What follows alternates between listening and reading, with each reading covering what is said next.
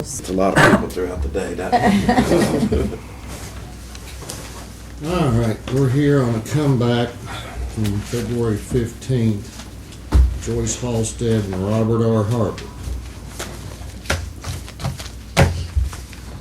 And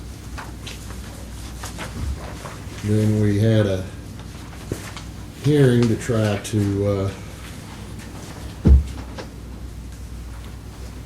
we acceded to Mr. Bailey's request on humanitarian grounds on certain conditions.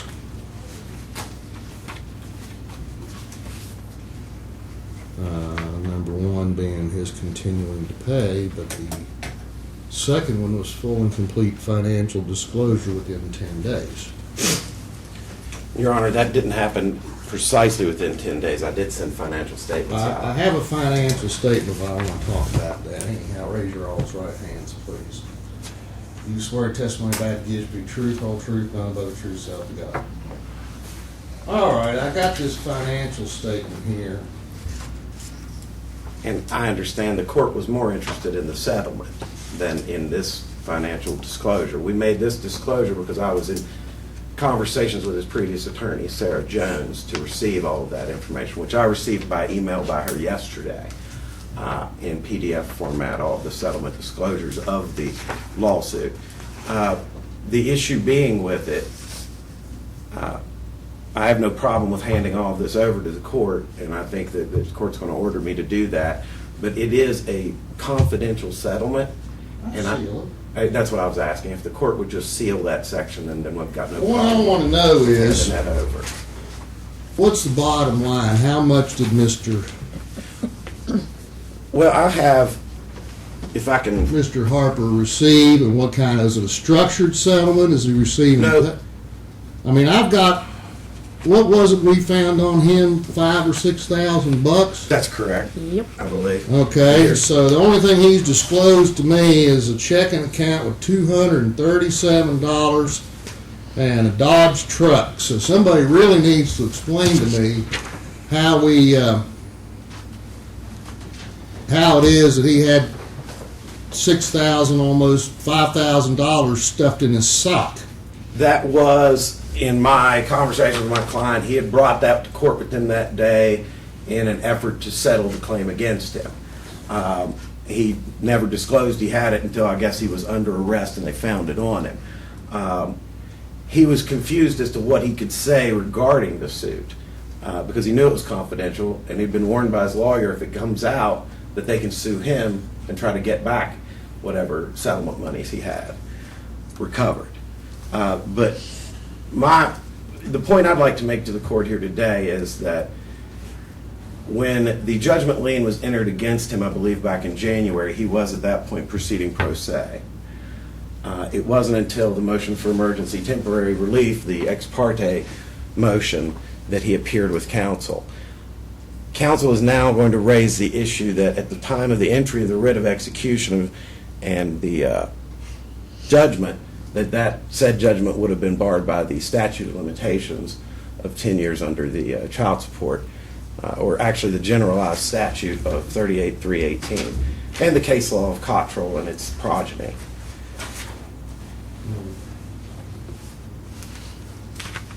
We're talking about a 1978 case, and as far as to the extent of my knowledge, the first time an order or judgment had been entered against him was in January of this past year.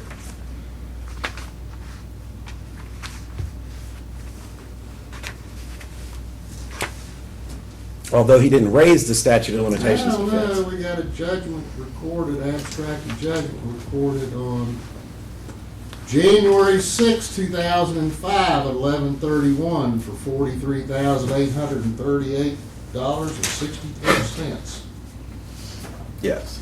Okay. So, I mean, But the case of Cottrell v. Cottrell, the Supreme Court stated that the failure of a pro se litigant to raise his statute of limitations should never be held against him, and that the court actually has a semi-duty to raise that on its own at that time.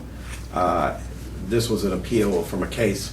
They're very similar to Mr. Harper's, a $40,000 judgment, which the Supreme Court held that the circuit court should have accommodated the pro se litigant, who never had an attorney in that case until he ended up in the circuit court appeal.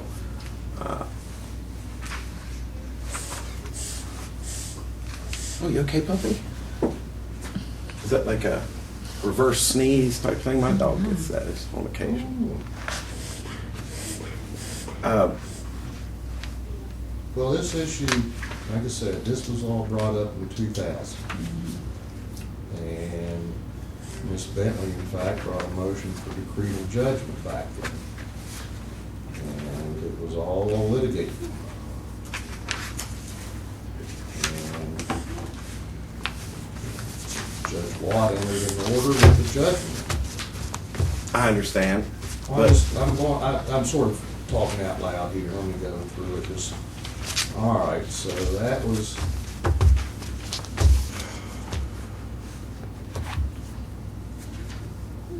okay, and then she filed contempt here in 2011. But, let's see, I filed the abstract in 2006. Okay, Ms. Bentley, what's the state's position? Your Honor, I was not prepared to argue anything like that today. I had assumed those are the issues had all been long ago resolved. You know, my one point just off the top of my head would be that in all of the statute of limitations cases that, and I was the BCSC's counsel on all of them, that there was... I was Gary Stanley's lawyer. What are you talking I know. about? It took me 2 years to get paid. I got him all the damn money from the BCSC. that's some other cases, Schaefer v. Yeah, in none of those cases was there a judgment that was laying out there that was never appealed or never contested. They were cases that had just plain and languished. And, you know, in this case, as you said, there's a judgment from 2000, there's judgment from 2011, there's abstract writs in between there. And, you know, pro se or not, I mean, an order that's been in place, a judgment that's been on the books for an extended period of time has got to be res judicata at some point in time. Well, my initial reaction is that, yeah, the issue should have been raised in 2000. Mm-hmm. The cases, the first one, Cottrell, well, I guess Gary Stanley's was the first, wasn't until 2003. 2003. So to have retro, yeah, I'm not going to require a response because we just got the notice of affirmative defense today, so I'm certainly going to give each party an opportunity to more fully brief the issue. And you know, now that he's raised the issue, we'll have to address it. But just off the top of my head, you know, the time to challenge the 43,000 or whatever it was back in 2000. And maybe or maybe not, Judge Watt had an affirmative obligation to do that, but it's, you know, I think it's a little bit late to be looking at it now. But I'll look at the statutes and I'll look at the case law and see. But, you know, as it stands right now, he has a judgment against him. And we'll set a hearing on the issue of the limitation on actions now. Let's get back to me and my selfish needs.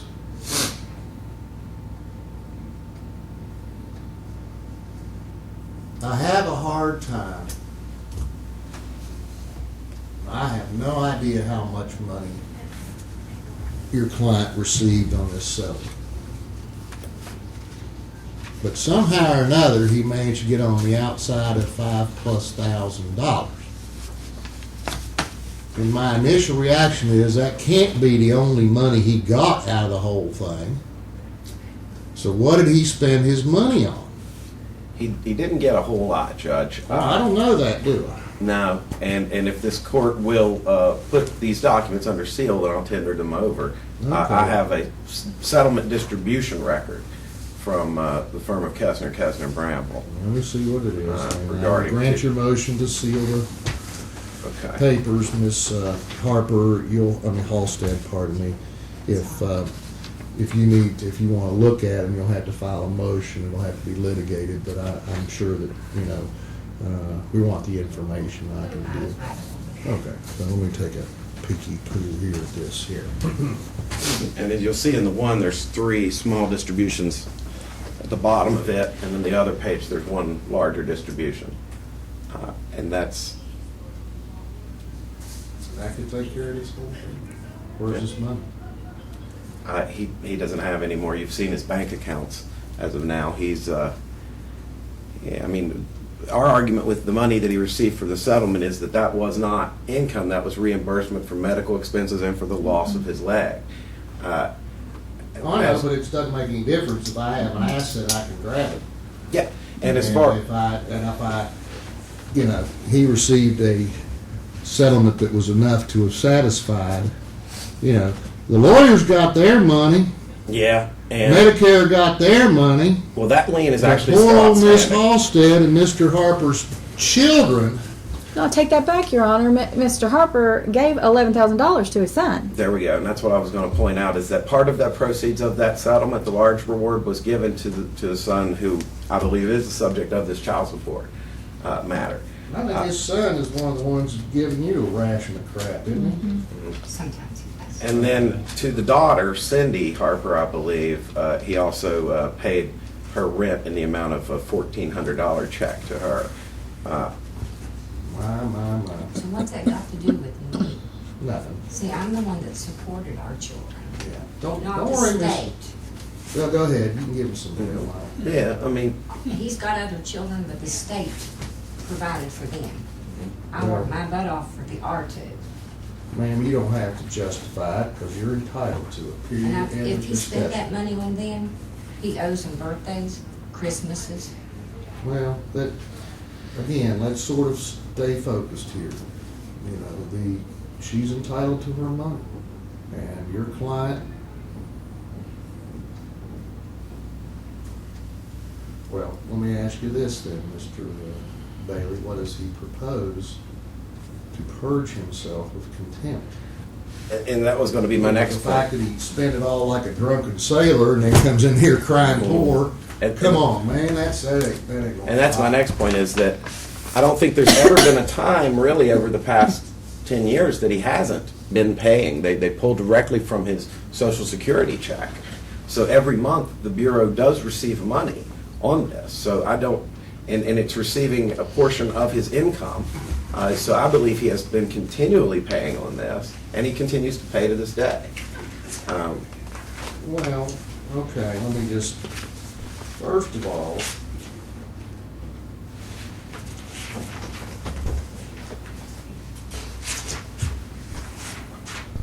don't want to make up stuff. And I believe I attached that at the back of the financial statement, the Well, receipt from the. Let me do my thing here. For a period of almost exactly 17 years. 17 years, your client did not make a single voluntary payment in 17 freaking years. I have the records right here. And even then, it looks like in '96, they managed to get income withholding for a period of, about a year, a little over a year. Munificent sums, $19, $82 or whatever. And in '97, it stopped. Once again, he drops off the face of the earth. Now, finally, I guess they found some, probably a Social Security.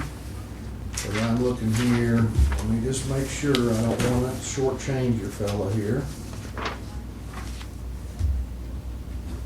Anybody think I don't love him? Wow, here we go. Oops. Doesn't look very good in 2000, 2001, we got $11 in 2003. You didn't spend that all in one place, did you, man? Didn't want you to be frittering your money away. 04, 05, there we go, 2006. When did you start drawing on Social Security, Mr. Harper? 04. 04. So hell, it took 2 years to just get the Social Security to start. And he didn't volunteer that, so as near as I can tell, Mr. Harper ain't voluntarily paid 1 cent. I mean, if I'm wrong, Mr. Harper, you can tell me otherwise. She never contacted me about anything. We just left each other alone. She chose what she wanted, and I left. Okay. Well, I guess it's all up to me, and I'm not satisfied. You got more than enough money to settle this thing, and you spent it as fast as you can I'm not convinced you spent it all. Matter of fact, my order is, I want to know where all that money went. Just tell me that it's gone, I ain't going to get it.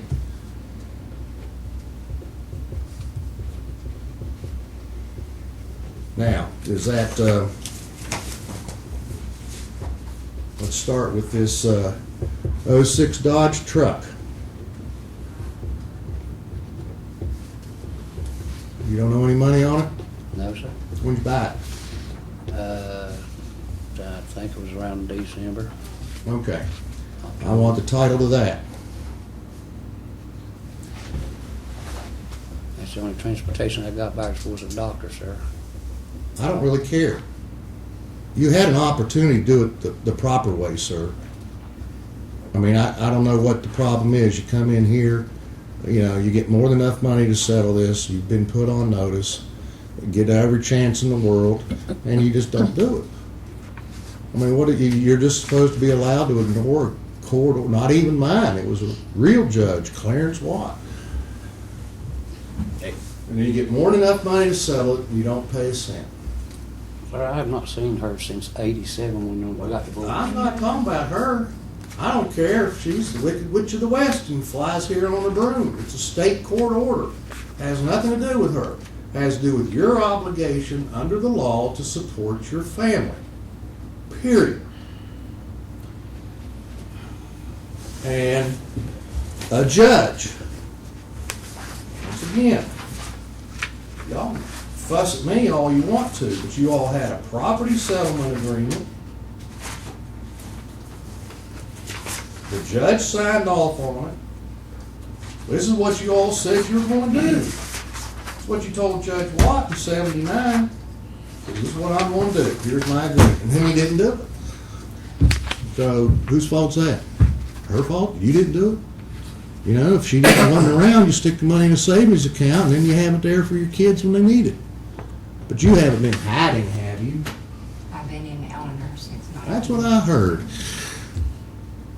And Your Honor, my client is not really in a position to seek employment. His only income at this point is Social Security due to the fact that he is basically an invalid. But didn't I emphasize, though, I mean, I believe we've had this conversation.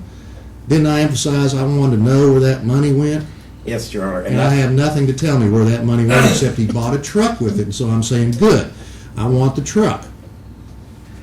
I would ask the court to withhold on ordering him to hand over, at this point, the title to it until this court enters an order on the issue of the statute of limitations, as well as whether he has actually been in contempt if he's been paying on this since 2006. I can do that, but there is a lien on that vehicle as we sit here right now. Okay. I swear to God, if that vehicle disappears before the next time we're here, he's going to be gone until I get tired. I am really very unhappy about this.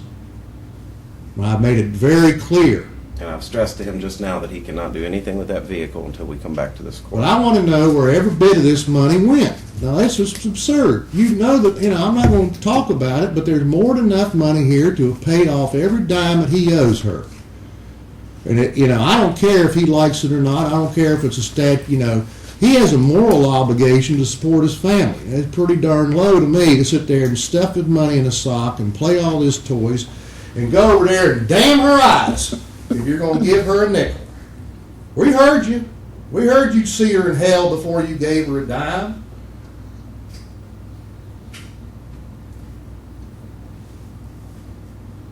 We got a problem, Mr. Harper.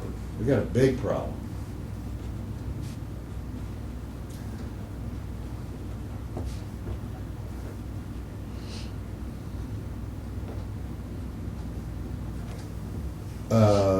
Matt, Bill, ask Margie or Lori to pop in here with the book, please.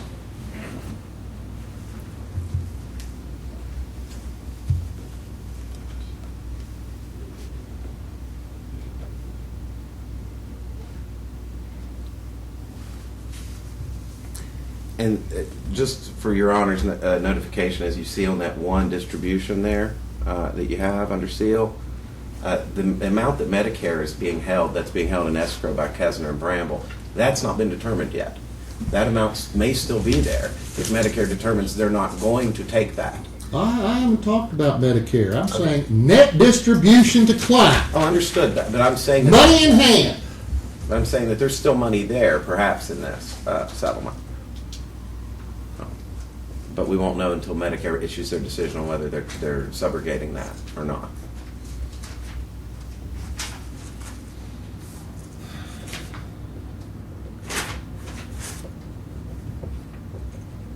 Yep.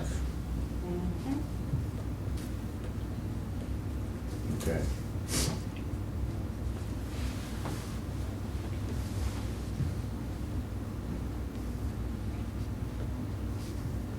I want the disclosure on where that money went by Friday the 16th.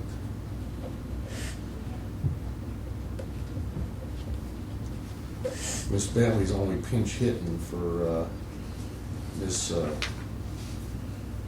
Johnson. I know. And I'm calendaring that right now, Your Honor, deadline on disclosure in Hartford. And it's basically an accounting that you want to I want to know, it says he got X number of dollars. I want to know where it is. Yes. What happened to it? And if there's anything left over, I want it to go to her. And I will give, do you think 20 days would be enough for Ms. Johnson to file a response to Mr. Bailey's motion? It should be. Did you get a copy? Did he give you a copy of it? Of the motion? Yeah. Yes. Okay.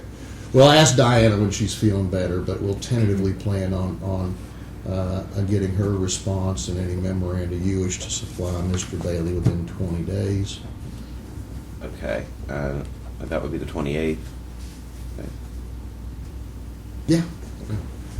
You're making me do math. I'm not very good at that. Well, it just so happened that I can add 20 to any number, and I pulled that off. Of course, Pretty quickly. we multiply money by hours. Now, we are going to, okay, tell Diana to stick this on the April 19th docket. Are you going to be around then? April 19th? I was still typing that one deadline. sorry. Let me look here. April 19th. Yeah, that day's fine for me, Your Honor. Okay. What time? Well, I don't, they get a day and they set their time, so I'll have Miss Bentley tell Miss Just do it Johnson. at 9. We'll just add it to the Yeah. docket at 9. Never mind, the Superior Court has issued a ruling that it'll be at 9 a.m. You may leave. Thank you. Okay. But I cannot emphasize enough, I'm going to mark this as respondents 1, and I will direct it to be placed under seal for the time being. As well, Your Honor, when we do our accounting, I would ask that that be placed under seal because that may be used against my client as far as disclosure of this. Submit it directly to the court.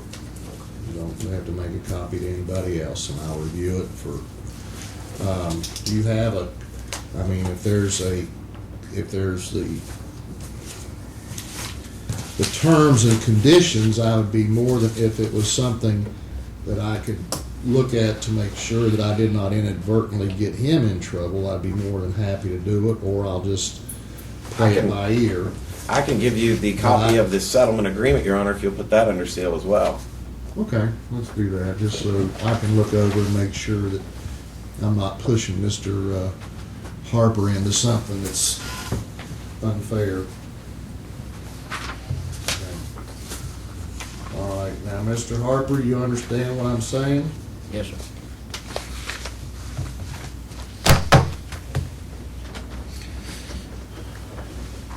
basically, Bob, what we're gonna Mr. have. Bailey will explain to you that this is, because I don't think you're quite getting, you may have a technical defense of the statute of limitations, and we'll look and see, okay? But otherwise, this is a court order. And you don't have options. And when it comes to child support, you know, you just really don't have much in the way of defenses. So you can get mad at her. She don't have anything to do with it. If she were to disappear tomorrow, you would still be dealing with me. So if you have anger and unhappiness, or you feel it's unfair, direct it towards me as a state of, I'm here to support on behalf of the state of West Virginia and the children. And I just cannot believe that somebody would go 20 years and just completely blow off a support order like that. I mean, the kind of anger and hatred, I wonder what's been passed on to the next generation. I just can't imagine you acting like that. I don't hate her, never did. She chose and I left. All right. Miss, Can I clear up something with Judge Watkins? well, I was going to ask you if you had anything you wanted to add here. Sure. Bob, as I can remember, your girlfriend was in the driveway, so you abandoned me and our two children, no rent paid, no utilities. Okay. My brother-in-law had to do all that, so we had a roof over our heads. Well, and again, it's certainly not profitable to go back to all the whys and wherefores. I think it's kind of, that's what I'm saying, it's kind of beside the point now. That's Point right. is that there were obligations that needed to be met and you didn't do it. That's all on you. Anything else? Okay. Thank y'all very much. Thank you, Your Honor. Your Honor, is there still a standing injunction or whatever against any money that there is? Because I was thinking there was one in a previous order. Yeah, I mean, I'm just making sure that's, I'm trying to emphasize that, you know, I mean, I don't want to leave Mr. Harper destitute, but as far as I'm concerned, he is in willful and contumacious contempt of court until I get an explanation for where this money went to. You know, as far as I'm concerned, he's still in willful and contumacious contempt of court. And it's not going to go well. Because right now, I just don't think Mr. Harper has satisfied me that he's being straightforward. I still think he's concealing things. I think he's trying to avoid his obligations. I think he would, you know, just based upon what he said. I don't wish ill on anybody, but I will enforce the laws. Sort of like Eisenhower, I just read his book. Didn't much care for it, but he sent the 101st Airborne when he needed to. Thank y'all. Would you like, should I do notice or would the Bureau do notice on that hearing? Bureau do notice. Okay. We thank you, Your Honor. 9 a.m. on whatever it was, 16th. I'm just trying to give enough time for I want to get this paperwork, his response, deal with that. Yeah, that's fair.